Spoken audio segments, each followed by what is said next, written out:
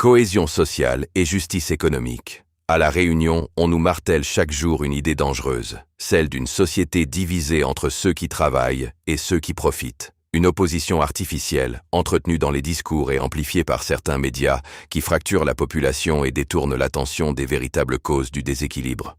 On voudrait nous faire croire que les difficultés viennent de ceux qui perçoivent des aides, que le système social serait un poids, un frein. C'est faux.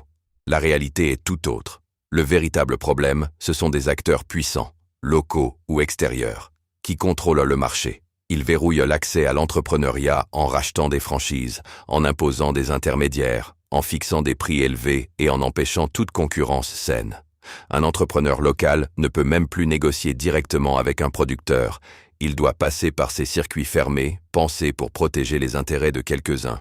Ce système maintient volontairement un marché du travail sous tension, limite les opportunités et organise une économie où la majorité peine à avancer pendant qu'une minorité contrôle. Pendant ce temps, on laisse les travailleurs s'opposer aux plus précaires, avec cette phrase devenue banale « Je paie pour ceux qui ne travaillent pas ».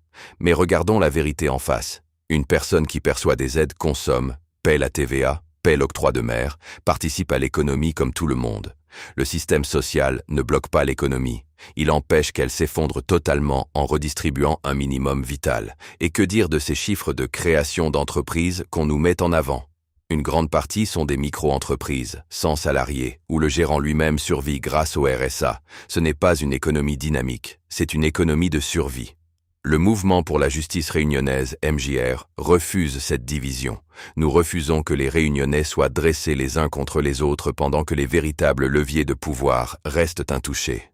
Le problème n'est pas social, il est structurel. Le problème n'est pas le peuple, c'est le système. Nous devons repenser notre modèle économique, revoir certains accords avec la France et l'Europe, et retrouver une capacité réelle à construire un système adapté à nos réalités. Mais cela ne sera possible qu'à une condition: l'unité. Arrêtons de nous diviser. Arrêtons de nous hiérarchiser. Que nous soyons travailleurs, entrepreneurs, au chômage, au RSA, jeunes ou retraités. Nous sommes tous concernés. Nous avons tous un rôle à jouer. Rejoignez le mouvement.